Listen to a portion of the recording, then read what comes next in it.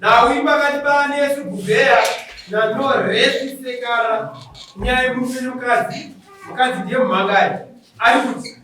uya tirambane zvipamutemo. Uya tirambane zvipamutemo amwe.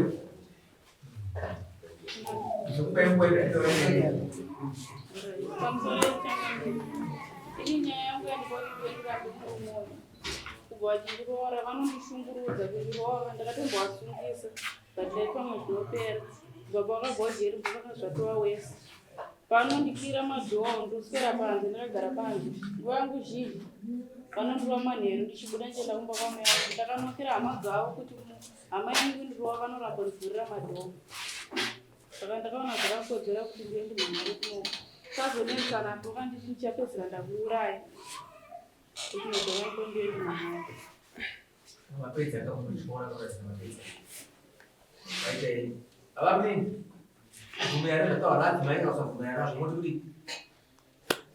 Ndikupokana nazvo. Mudzimai wangu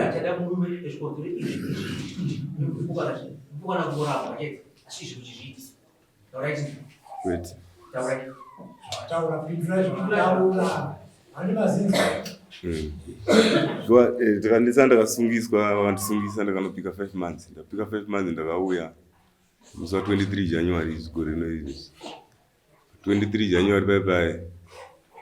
vakazogara 2 months futi vari kumba kwakabva yakwanisa zvekuma 7 months vakazouya kumba kwangu muna April. So inini ndakabva ujeri mangwana acho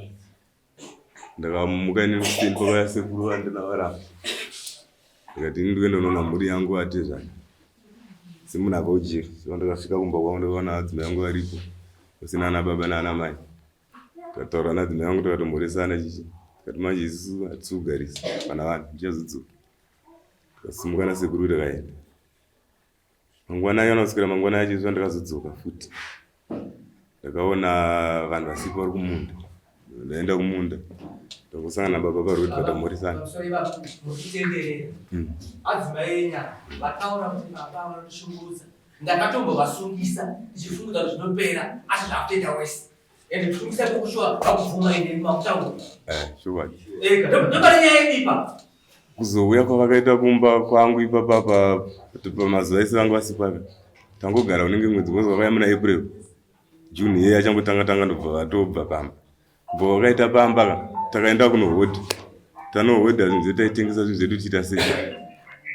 vachikorekta mari dzavo ndakapedzisira kuvabvunza kuti une mari akati ndiri 260 pa260 ndakamuka iri Friday ndichienda kudotita ndowanzotambira mudotito munhu ndomandiuya everyday. So ini ndakadzoka kumba ini uyo ndakamusiya achitodyisa mwana porridge ari mukicheni dhishi rake rewasheni riri pabhenji ndova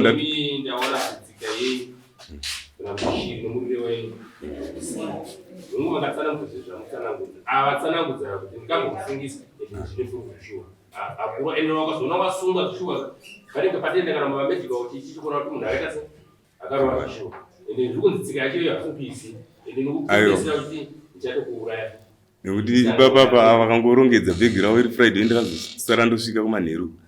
bhegi ravaitengesera zvinhu zvavo ndakaona sipo ndikafunza kuti pamwe adzimai vangu vanonoka vachitengesa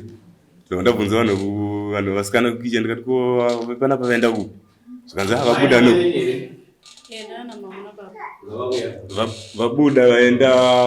vabuda nokwaenda pamweenda unotengesa ndakateera zvishuwa murodhi imomo ndakasvika pachisinga adzimai enyu vamwambura panapa but vanhu vechikoro vangu vachita vari kutsvaga bhairi vari kuenda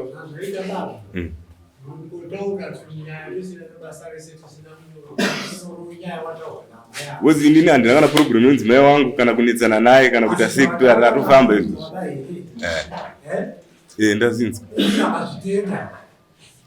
Muzhinji vakatizungisa zvinhuda kuti mukusungisa naipo kupapa anochokuita nobhirizho ngaiyoyo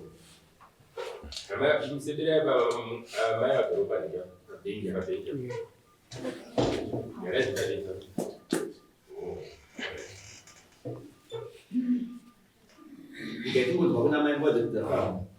vanozogara sei mwana umukwasha garira vari kuita baba vakatorana vari kugara semagara vari kuita upenyu hwemwana uhu nguva zhinji hwanga huri hwekembi. Baba vanonzi achiraya vakambozama vakatisanganisa vabereki vokuwasha wavo pamwe chete ene ava baba vanokasika vari kuharare ndakauya baba ndakavaturira kuti vachiraya vati chiri nemuriro waina hege asi dei zvaibvira musikamambozorora zvako kumba kwenyu asi pakava nokunyengetedzana nerudo vakatakurana vakaenda. Mushure mezvizvo ndopakazoyawo achichema akabhenda ndakatidzokera wakatokudaiva hanzvadzi yemukwasha wangu yakatera akati tikunzwa kutya dei vangomupamba nechishwata akwasha wangu akakuya ndaive ne 3 days ndibva kunobigwa dambe yako kuchibhoyi ndakatora mari iyoyo ndatsurwa nameshereni chira kusamanga kungorasipirwa zvakaratizakakurasi kubva ndakwanisira mabvanora pakabuda mari dzodzotanga kuvara anoshandisa zvinokuvadza kwashangu bva wasunga vadzoka hameno vakataurana kuti udii takangoona aiwa yango wapisa ndakanoenda kuna sisi vangu ndakati sisi nyaya